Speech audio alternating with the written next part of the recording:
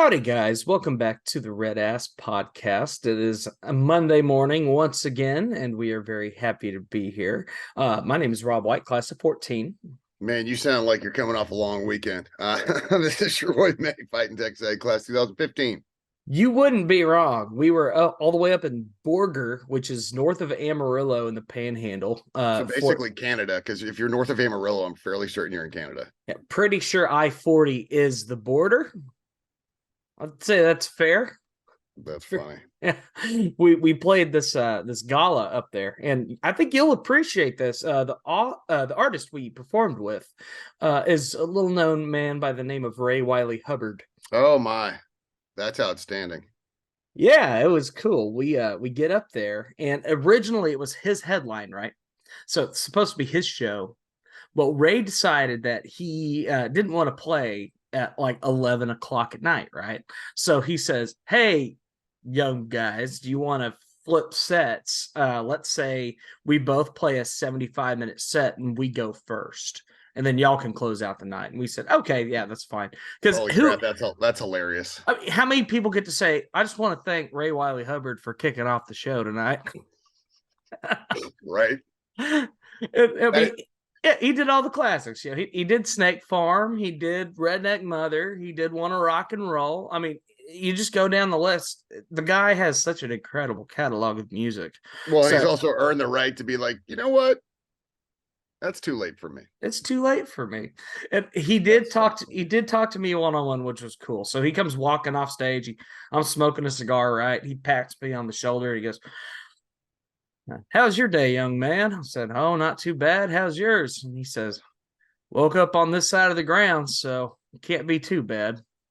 And I said, if that's my Ray Wiley Hubbard interaction for my life, I'll take it. It was funny. Gosh, how old is he now? Man, I don't even know. He's up there. He's no doubt he's up there. Man, gotta think into that. Is he still rocking it though? Oh yeah. He's up there. And what's really cool, it was him, a drummer who had a pad where he was doing most of the drum and bass parts. So just hitting like for just a single bass note as he goes. He's 76, mind you. But his son is playing lead guitar for him. So keeping it within the family, That's really cool. Yeah, so just a little 3-piece. They go up there on stage and he tells stories most of the time, but it was fun. It was a good time. It was a great show. I enjoyed it. I was gonna say that's got to be one of those memorable ones, yeah. Yeah, always a classic is Ray Wiley Hubbard. We're big fans of his work around our part of the world. So Hubbard. Also fun little story before we get into everything. We always covered Wanna Rock and Roll from Ray Wiley Hubbard, but we would do it in the ragweed style because that rocks a little harder, right? And he even alluded to that during the show. He said, this song was covered by a great band called Cross Canadian Ragweed. And, I was perfectly cool with them doing it because I get that royalty check every year and it's not a bad deal. That's funny. It's very funny. So big fans of Ray. But yeah, it was a good weekend all around, I would say. A&M kind of got right back on the horse and takes care of ULM. I think that's the best way to say it. Took care of them, 47-3. That's one of those things where, what's the expectation? We need to take care of business. We need to take care of these other teams, and obviously we absolutely did. But I think our history has shown that while we need to be at a point as a program that we are consistently taking care of the teams you're supposed to take care of, that we actually go and do it. Mm-hmm. And we don't roll out kind of a clunker like we have over the last few years. You think about some of our season openers or early season non-conference games, and they've just been kind of, you leave Kyle like kind of not fulfilled with what you saw, the product on the field. But what A&M did on Saturday to ULM, and I get it, it's ULM, right? But again, that's why we're having this do what you're supposed to do conversation. But when you're holding the team to 222 yards of total offense, that's doing your job. And there's still some stuff to clean up. We saw maybe some, still somewhat poor tackling and a little blown coverage stuff here or there. But what they were able to do, especially in the second half when they just came out and really, because once it was like 17-3. Mhm. Um, I felt like the game was really in our hands to run away with, and we've seen A&M time and time again not do it. Not put your foot down on the gas and just put these teams away. But then all of a sudden, you get to half at 27-3 and you keep them off the board the entire second half. I thought that was a good sign, especially Yeah. with the defensive rotations we were able to use, getting some people some playing time. Mhm. Offensively, we saw good rotation. It was a week where we had a couple people that didn't even dress because we felt confident enough that we could give them a little rest on some of their dings. Even early in the season, you pick something up in camp and it just lingers. So the ability to give a couple guys some time off, I thought was great. So I really liked what I saw. I mean, do you want to see us score 70 points? Sure, but I think 47-3 and the manner in which we did it. Mhm. And mistake-free football as well. And it doesn't matter the opponent. Throwing a pick and fumbling the ball is not difficult. It's not difficult to do. So, playing mistake-free football, and then once again, Connor, obviously number 15 out there, just unbelievable. Looking very good. I mean, if there's any major highlights that we can say early in the season, it's most definitely been Connor. He has looked phenomenal. One thing I will say that I was thoroughly impressed with looking back at our stats was our efficiency defensively on third down. They only converted 1 of 12 over That's the a course of the massive game. number. That's a Yep. huge number. So that was good to see from them. Decent in the rushing game as well. We put up 158 yards rushing versus 127. Well, yeah. I mean, The when you're north of 500 total yards, it's a good day. It is a good day. The only major issues that I was hearing was apparently lack of pressure, a little bit as far as getting after the quarterback, but Yep. also looking at penalties. We had 8 penalties for 50 yards. Granted, ULM had 6 for 55, but you still don't want to have those type of mistakes even against a lower opponent like ULM.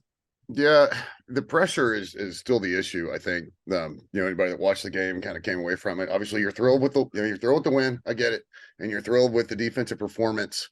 Um, just because if you look at the total yards and what we're talking about, like the third down efficiency on defense, they averaged just over 4.5 yards a play, which is trending obviously much better in the right direction.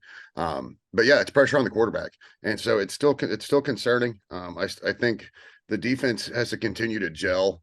Um, it's it's frustrating because you feel like you should go into a game like against ULM and you should rack up 4, 5, 6 sacks, right? Like that's just something you should do if you're Texas A&M, and we're still not getting there. We're not getting home, and so it's something to keep an eye on because quite frankly, it doesn't matter how good your secondary is when quarterbacks have all day to throw. It's really not going to matter because you can't. We saw it in the NFL. I saw it in the Cowboys game. We'll talk about Cowboys game a little bit, Sure. but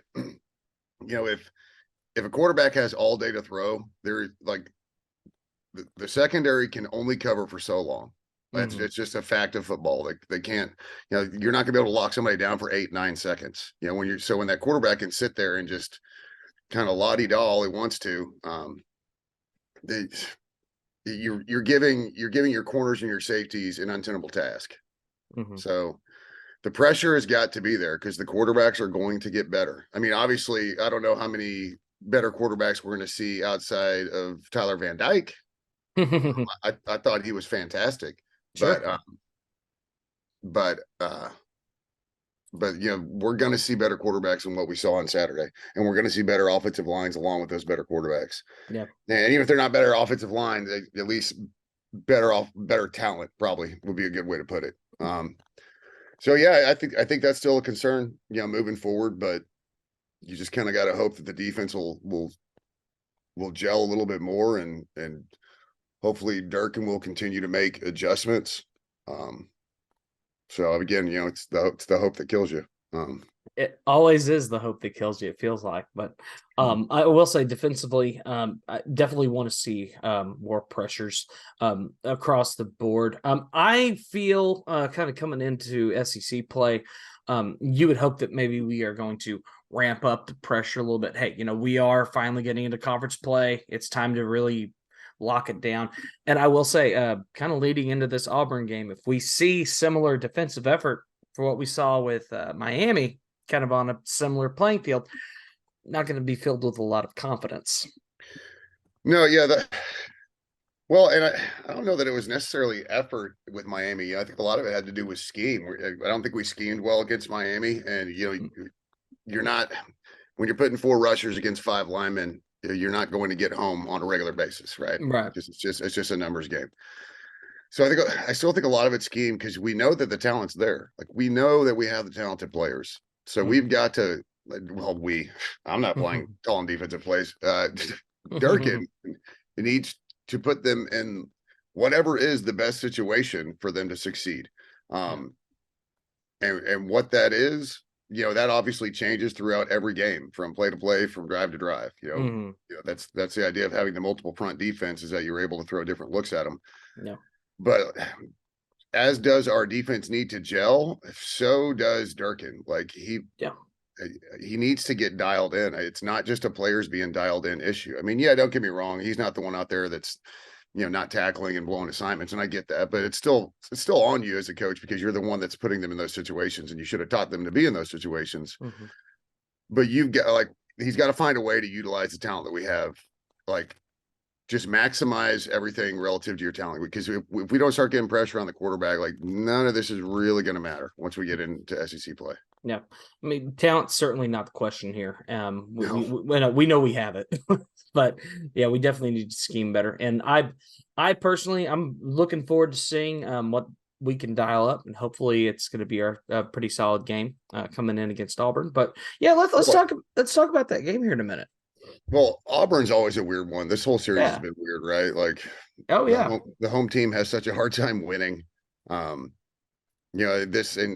Aggie, this is a series that had the Johnny horse collar, where so that's the kind of weird thing that happens in a series where the home team never wins, right? Is a horse collar right in front of the ref that doesn't get called. It's just like little stuff like that. We go to Auburn and they fumble the ball, inexplicably fumble the ball as they're trying to advance the change and go down and win the game. That was when I was there. But Auburn goes out and they've played three teams, and one of them was P5, but it was Cal, and they struggled with Cal, but they beat them. We didn't struggle with Miami; we got beat. But their other two games, UMass and Sanford, I mean, they again, it's that phrase, they did what they were supposed to do. So I don't know how much information you really have, out of Auburn that's going to be much different than us, other than the fact that they were able to beat Cal. Yeah, I mean they do beat Cal on the road, which I'm not going to sit here and tell anybody that hey, you won a road game, that's no big deal against a Power 5 opponent. But this is also a Cal team that, mind you, spotted Idaho 17 points. They were down 17-0 this past week. The potato people. Granted, they end up coming back and winning, but you're talking about now an FCS program, Idaho. It's been so weird. Yeah. Just so far through football, and I think this year is the perfect example is why you can't do the transitive property. Because there's been terrible. so many like Texas goes and beats Bama. Bama struggles against South Florida. Does that make Texas bad? Because then Texas struggles against Wyoming. But none of it matters. Like you can't do it that way. No. So we lose to Miami. If Miami wins the national championships, that doesn't make us runners up. There's nothing that irritates me more than the transitive win argument that happens from week to week, because every week is different. Every matchup is different. We can look and say, Auburn struggled with Western Carolina, and they must be terrible. But then they turn around and they have a better matchup against our DBs. So all of a sudden they do really well with that. It's a week by week thing. It's so silly to compare them. The only thing that, I mean, you can only look at the actual data you have, right? Yeah. And so really the one data point for Auburn that you can use, because with UMass and Sanford, that's like ours. It's like our two, New Mexico and ULM. So you look at their game at Cal, and they ended up pulling it out at the end. They scored a touchdown in the fourth quarter to win the game. But they had 230 yards of offense in an entire football game. Yeah. That's ULM level. So there's clearly some sort of level of struggle in that offense if you're able to put them in the situations of struggle. So hopefully all Durkin is doing is watching the Cal defense tapes. Because Cal pretty much gave a roadmap to beating Auburn, which is a weird sentence to put together. It but is a weird sentence put together. But um, looking at well, it's too early to know if anybody's good either. You know, yeah, like did they struggle against a Cal team that's going to go win the Pac-12? yeah. You know, I don't know. Nobody's played anybody yet. No, exactly. But looking at kind of early stats here, we're looking at Peyton Thorne, who's been starting for Auburn. He's 517 yards on the year, but 4 touchdowns versus 3 picks early. The ratio is bad, and like that few passing yards is bad. Now, granted, we don't know how many quarters he played in those 2 blowout games, Sure. but I guarantee he played all 4 quarters at Cal, unless there was an injury I'm unaware of. Yeah, I didn't And he, see anything. Yeah. but again, like I'll pull it back up. They had, where was it? I mean, Auburn only had 55 plays that game. Cal was able to keep the ball out of their hands. So he Mm-hmm. only threw for 94 yards. I mean, he only threw it 14 times. Yeah. How do you only throw the football 14 times in an entire football game? Right. And you've got a rusher. I mean, honestly, well, here's the crazy part. Well, and he's their leading rusher too, with 22 carries on the year. Well, and so then you get back into the BAS and you're like, oh, great, a mobile quarterback, right? but Maybe. but he's not like lighting up the stats running. No, he only has 140 yards on the season and 2 touchdowns rushing against the opponents that they've played. So I wouldn't necessarily say this is like some kind of big time mobile quarterback situation, so much as maybe he's capable of running when he probably needs to. But again, in the 2 blowouts, I didn't watch them. I haven't gone back and watched highlights. I don't know when he got pulled in those games. So some of these stats may be skewed because he has only played 6 quarters outside the Cal game. Yeah. But again, obviously I'm going to take number 15 over anybody right now. The way he's slinging it and throwing it, or slinging it and running it at the most ideal times. He just kind of gets it. No, he gets it, and he's been very, very good. He's got so much moxie too. That kid he's such a competitor. You can see him on the field. Yeah, he does ooze moxie. There's no question about that. I think that's a good way to put it. But yeah, kind of leaning into this Auburn matchup, I mean, you got to think at home, Kyle Field. It's an 11 o'clock game, but I think that plays into the home team's favor every single time. Yeah. You're not having to get up, or butt crack early in a different town, having not slept. These guys they're in town. They're used to it. I think back to when we went to Mississippi State and we had all that hype, and we rolled out at 11 a.m. and just rolled an absolute clunker. I was there. Misery. Yeah, so was I. And so I think if you had to pick, it does play at least a little bit into the home team's hands, like having the early kick. I mean, nobody likes 11 a.m.s, but somebody's got to play them, right? And if you're not winning games, you're going to play a lot of 11 a.m.s. Yep. I think the line's got us at 6 is, I think, is where it opened. And, in the old rule of you get 3 points for playing at home. So they've got us basically as about a field goal favorite, on a neutral field. Lines improved to 8 in favor of A&M right now. Really? So the more money's been pouring in a little bit. Okay. Yeah. Honestly, I'm not worried about the offense. That's the thing. I'm not concerned about the offense. We're teeing it up. We're letting it fly. Connor's throwing the ball on time in tight windows. He's making good decisions. The 2 picks in Miami, 1, Anais fell down, and 2 at the end of the game, you're trying to force something. That's all it was. So, I mean, I like our chances because if you want to get into a track race with our offense, I think we win. And us having last week to let some dudes, let Evan rest and let Bryce rest. So I think there's a lot of positive signs heading into this weekend. And I think, even when we lost to Miami, it's not like we went up there and scored 7 points. No, I mean, we still scored 33 points. And you got to think offensively, we have looked the part. Nobody is questioning the offense. Just such a weird little dynamic with A&M's sports. It's either one or the other where something struggles. We can't ever have both. No.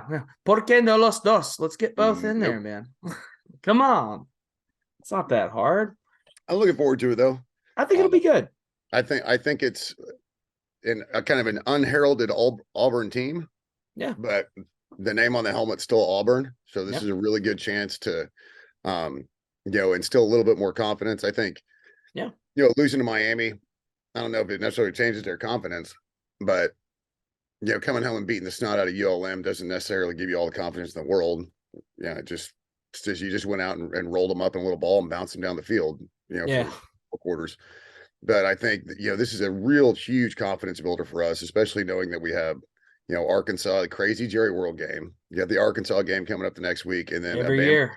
A Bama that's ripe for the picking. Mm-hmm.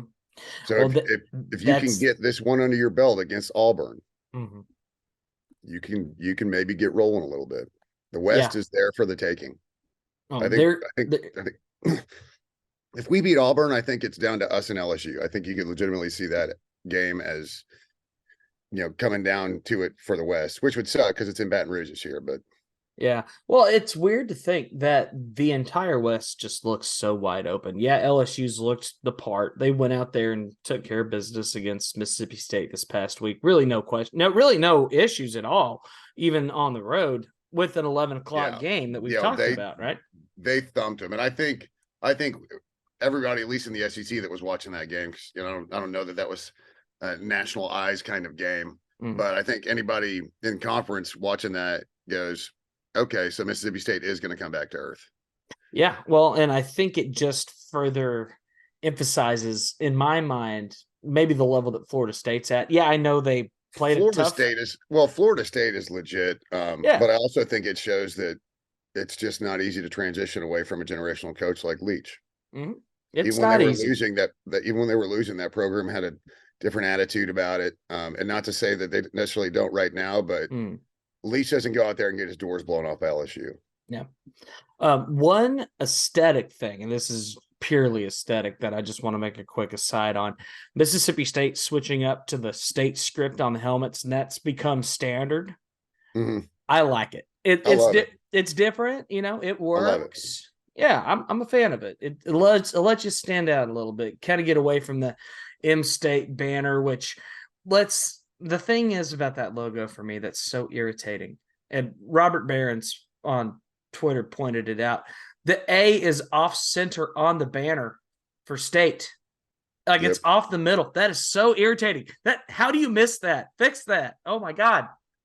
It's terrible. Well, I'll say this. At least they looked good on Saturday, because they sure didn't play good. No, they didn't play good. And it's my favorite maroon combo to do. I love a white helmet with a maroon jersey and white pants, which is something that we've done consistently back in the Sumlin days. And I enjoyed that look. But despite that, it doesn't really matter when you're getting your doors blown off by LSU at home. Yeah. Well, what's funny is you go the other way, and we wore the god awful whites that year that we got thumped on with like the silver stated. God, those were so bad. Iced out uniforms or whatever. Those helmets were okay, but the rest of the uniform was as bad as the performance. Not great. That was Kenny Trill days, baby. Hey, let's run through. We're finally getting to the point in the season where the football games look exciting. Yeah, let's take a look at some games. What we got? I'm just going to kind of start, but I don't know how this scoreboard's organized. I think maybe, oh yeah. Okay. So they got it by time. They have it by time. So 11 o'clock slot, there's 2 games actually in the 11 o'clock slot that I'm interested in. Florida State at Clemson. Yeah. Just because it's generally Florida State and Clemson for the ACC. And Florida State looks good. All of a sudden that Florida State Duke game may be important. But I think that's a big one, just to see which direction Clemson's going to head in. And then I'm actually kind of excited to see Oklahoma at Cincinnati. I know Oklahoma's been rolling out some offense. Going to play the newcomers up at Cincinnati. I don't know if Cincinnati's any good, but it's just kind of one of those, going to a new environment. You never know what's going to happen, kind of thing. Yeah. Then you get to the 2:30 slot. Yeah, Colorado, Oregon.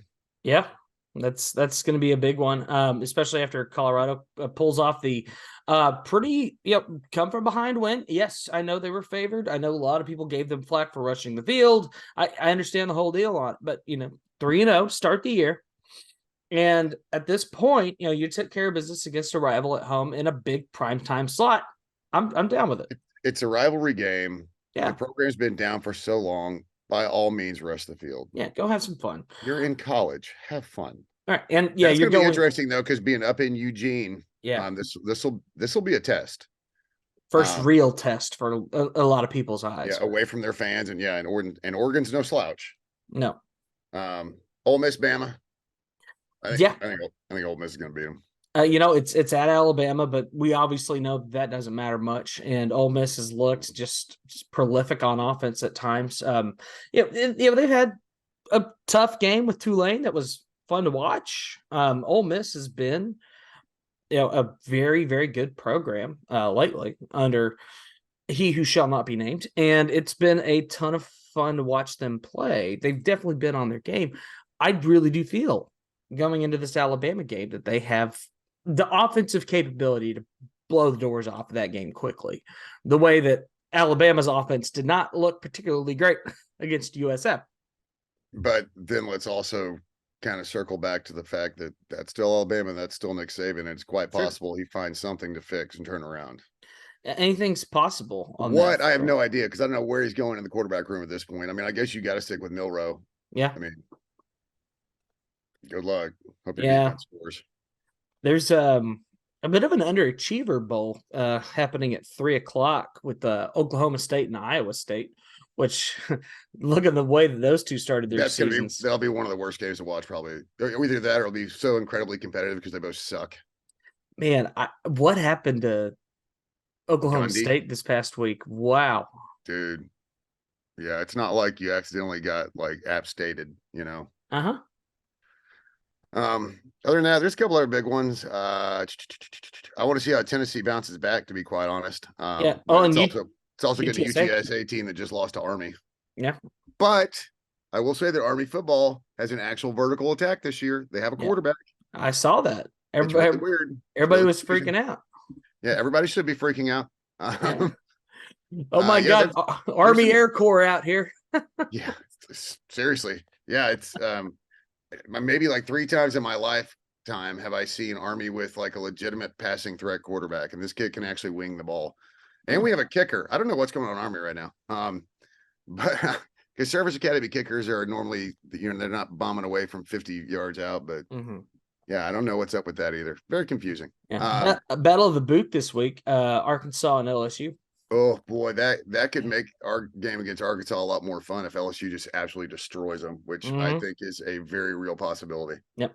At same time slot, you got Oregon State and Washington State. The two teams that aren't going to another conference. It's the Pac-2 championship. Yeah, the Pac-2, and yet they're both ranked. They're both doing well. Like, it's kind of wild. You would think they'd be attracted to a conference. Yeah, you would think. Well, especially if you consider like Oregon State's proficiency for baseball at minimum. That's a great school. That's a great athletic school. Sam Houston. The Pac-12 breaking up and going literally from coast to coast it will always not be weird to me. Oh yeah, definitely odd. But Sam Houston at Houston, saw that one. Now the other big ones left, really. I mean, Iowa's going to the whiteout at Penn State. It's their whiteout game. Sips are going to Waco, which is always a weird game. Always. Yeah, that's like Texas and Baylor. I feel like it's a lot like us in Arkansas. Like, it doesn't matter who's up and who's down. The game is always really weird. Yeah. So that's one to watch. And then the big one on the docket is probably Ohio State, Notre Dame, just because they're both top 10 teams. I don't know what to make of either of them. But so speaking of the Texas Baylor game, though, so one of my daughter's best friends goes to Baylor, and so she's obviously gonna go to Midnight Yell. Then she's gonna get up, go to the A&M game at 11. Gonna get in her car, drive up to Waco, and go to the Texas Baylor game with her friend. I said that is how you college, kiddo. That's how you do it. That's how you do it. That's awesome. That's really cool, especially when you got close by games that you can go do that. Why not? Yeah, or you can pull it off. Yeah, because I mean, you figure you're getting out of here at 3 o'clock, somewhere in there. Yeah. Drive to Waco's 90 minutes. Yeah. Hour and a half. Find a parking spot. Yeah, maybe 2 because of game day traffic getting out of College Station. But you'll still be there in time, for the game up there. Go to 2 college football games in one day. I told her she better start hydrating tomorrow. Yeah, definitely need to. That should be a lot of fun, especially because and that's going to be the last time those two teams play each other before they're divorced. So Baylor's going to be bringing it for that game. No, Baylor will do everything in their power. That's for sure. Yeah. There's nothing quite like, which unfortunately a lot of Big 12 teams have in their back pocket now. But the idea of, hey, we have the last laugh against this team. You know, Yeah. Kansas State did it to us. Oklahoma at the time until we got revenge in the bowl game the next year. But, you know, it's just there's something weird about conference realignment times, especially when it's a big name team that everybody dislikes. And they're just like, oh, I want to beat those guys so bad. I don't Well, blame them. well, and in the Big 12, it's basically just two names. It's the two that are leaving. Yeah. You know, and even if they weren't big time names, they're leaving the conference. So why not stomp on them one more time before they get out the door? Yeah. But we'll see. You know, if Texas is for real, it's not going to be a game. Mm-hmm. Baylor's not exactly having a stellar season. No, Baylor's certainly not having a stellar season early. Mm-mm. I want to touch real quick on the Cowboys. Yeah, let's get an NFL. What the crap? Yeah. They yesterday win the toss, get the ball. Even knowing you have the defense that you have, get the ball, drive down the field, just straight up cram it down their throat, score. Jets come out 3 and out. And I turned to my wife. I was like, the Cowboys almost feel inevitable right now.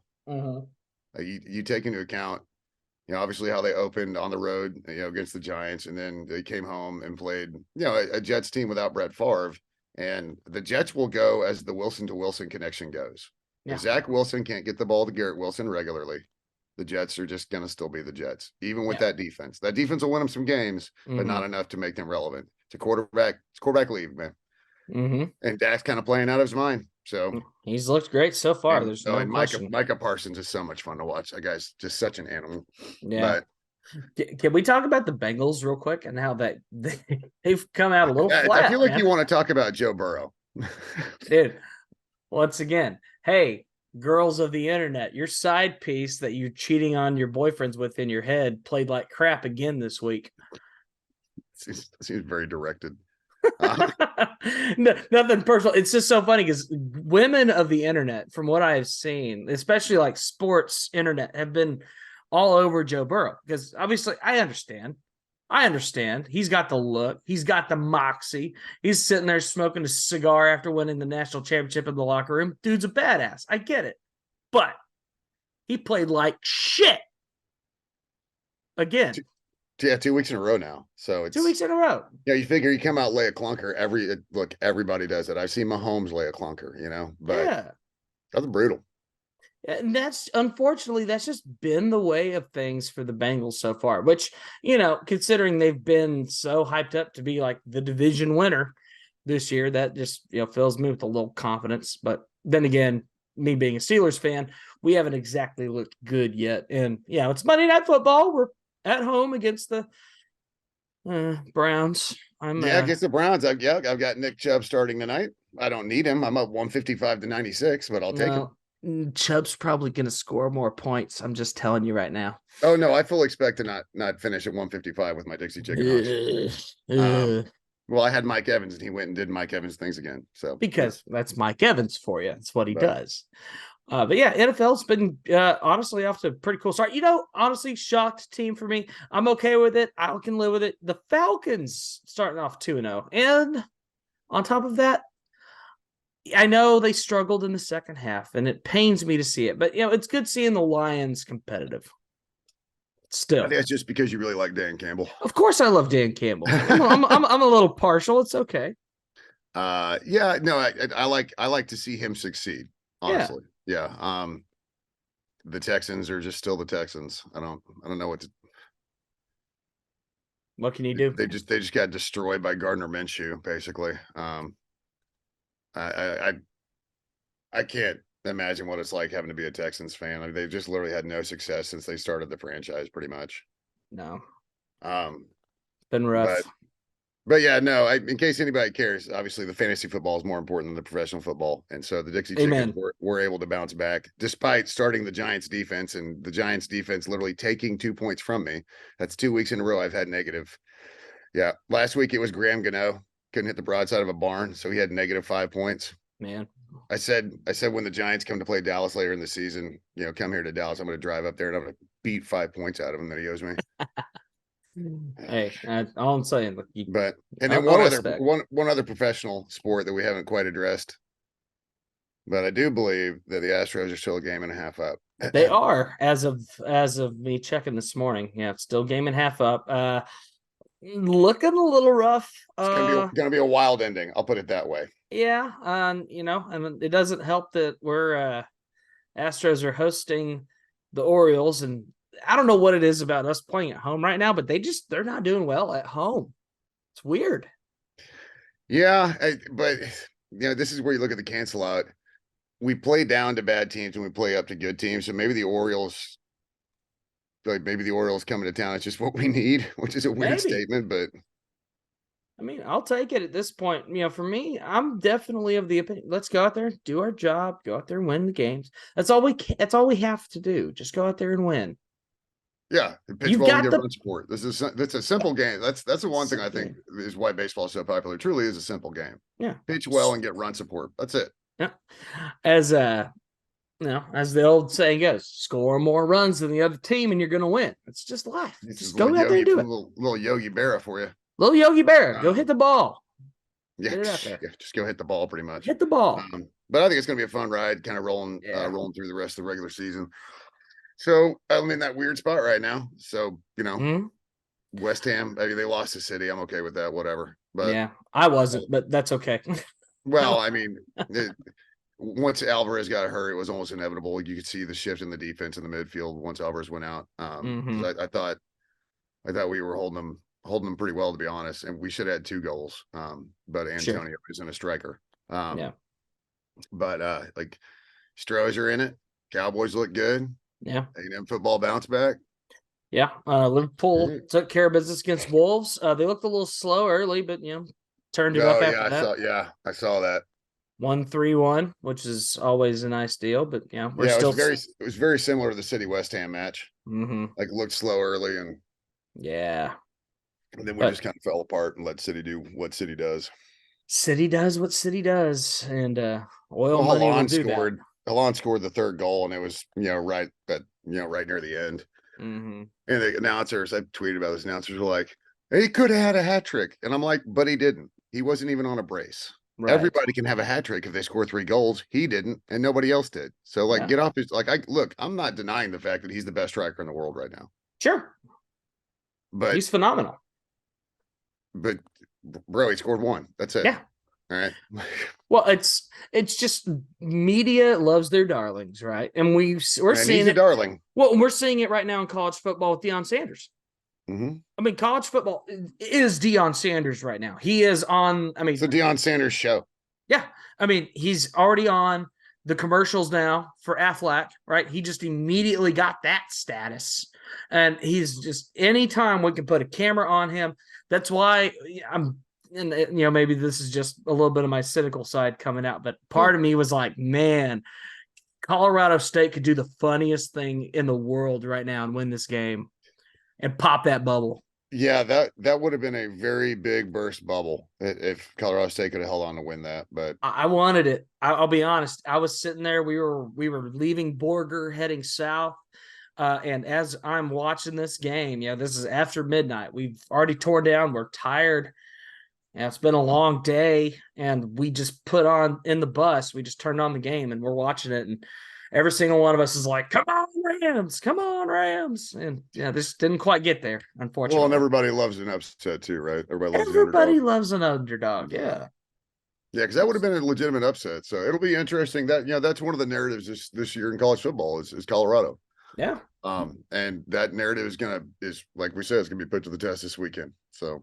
Yeah, I think it's gonna be a lot of fun to watch. I'm looking forward to seeing how well they hold up with a now established good team like Oregon, and let's see how they do. I think it's gonna be a fun week. I mean, A&M, a lot of good football on this weekend. A lot of great football. I'm excited. We are in it now. And I hated 11 a.m. games as a yell leader because that makes that timeline alarmingly early. And, generally you're also coming off like a soccer match the night before. So like no sleep and like up early. But as a fan, I love 11 a.m. games. Well, I think you best can watch football, and then you can watch football and not care about it the rest of the day. Right. Especially if you win. Because if you win Yeah. that early game, it's like all the pressure the rest of the day is off our Don't care what shoulders. else happens. No, if Texas loses to Baylor later on, icing on the cake. But it's Yeah. not necessary because we took care of our own business and we did it Yeah. early. I don't care what happens after my game. I just hope both teams have fun. Yeah. Just certain teams hope they have more fun than others. Less fun than others. Yeah, yeah. No, Yeah, absolutely. exactly. So it's So yeah, you what do you gotta guys got love. coming up this weekend? So this weekend, we're actually going into SEC territory for a show. I'm actually really looking forward to it. We're heading out to Starkville. We're going to Starkville to go perform at a spot called Rick's Cafe. It's not a home weekend for State. They are on the road at South Carolina, but should be a good crowd. I'm excited for that. I think it's going to be a solid show. Is it just there and back, nothing in betweens? There's nothing in between on the way out there. We are going to a private event wedding on Saturday in Decatur, Texas. Okay. So I think You're the not plan. invited. No, we are But there. if you're in Stark Vegas, Yeah, we will be in Stark Vegas. I'm looking forward to hanging out there. We've already asked out, a few people, hey, what's some good spots to check out? I got a list of places. So we're going to go give Starkville a nice little run. So looking forward to that. That's exciting. That should be a lot of fun. Then I think that next week, and we'll highlight it next week as well, but we're going to the Titus County Fair up there in Mount Pleasant, East Texas.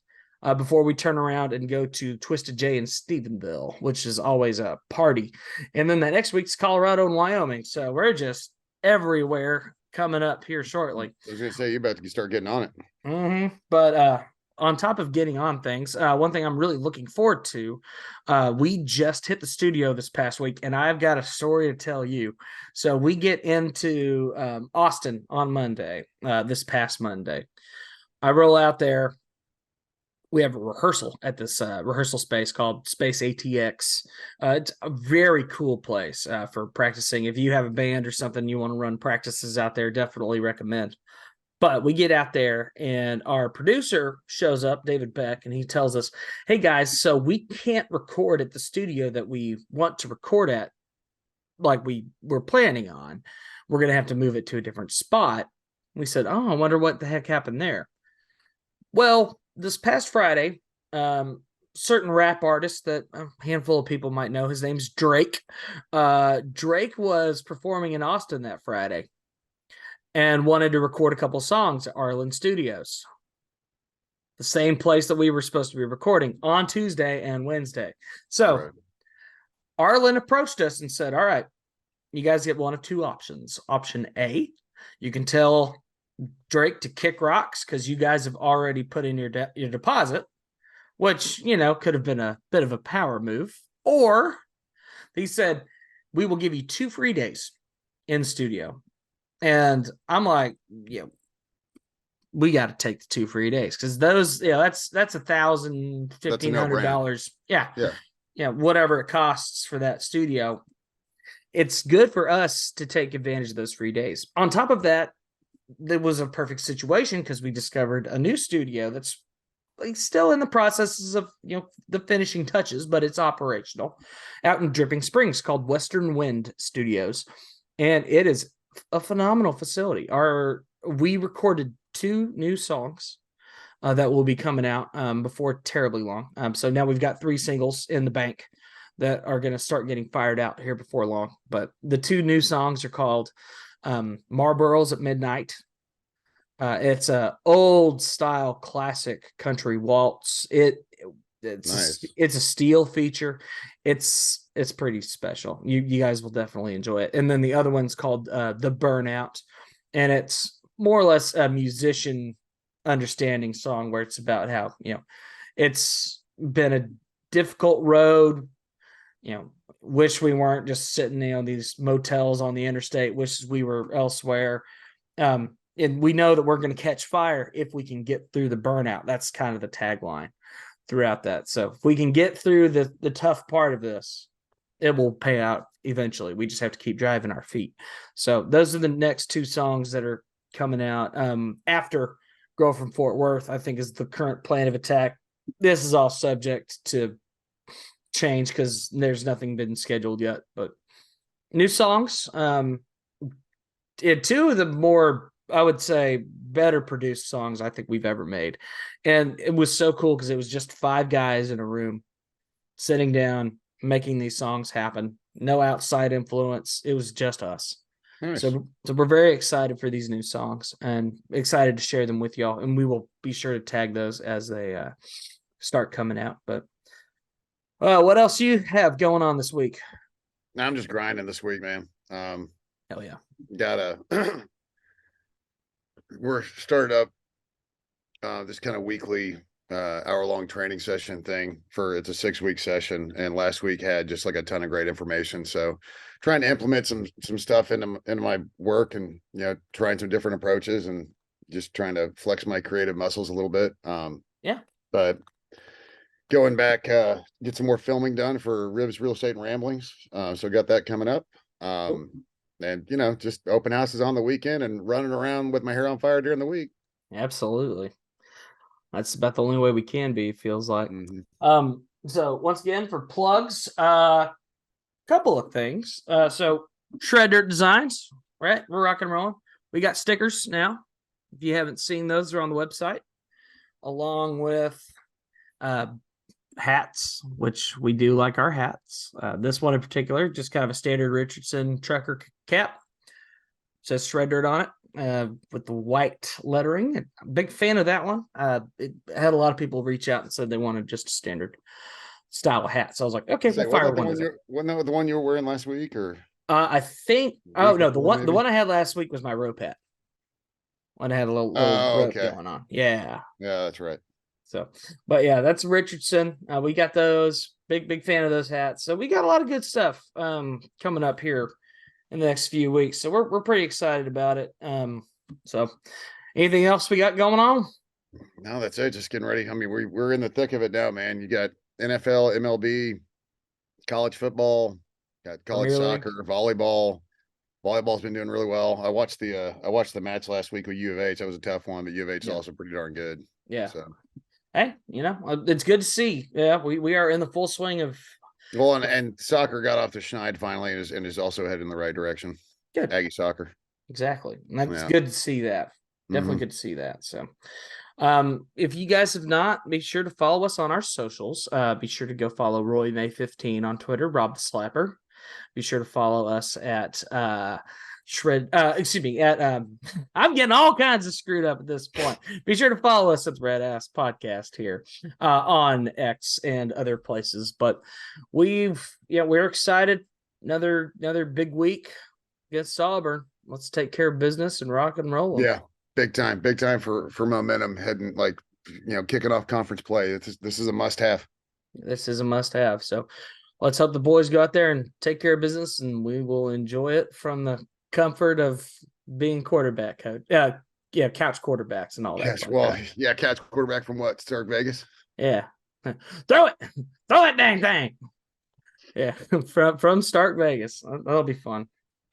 You should go find a bar to watch it in. I'm sure there's plenty of college bars you can go catch a game. Oh, I wouldn't doubt it. I'm sure we'll find something nearby. But we're excited for it. I'm looking forward to being out there. You guys definitely have yourselves a great week. We will be right back and giving us a nice little analysis. Yeah, just catch you on the flip. You guys have a great week. Yep. Gig 'em.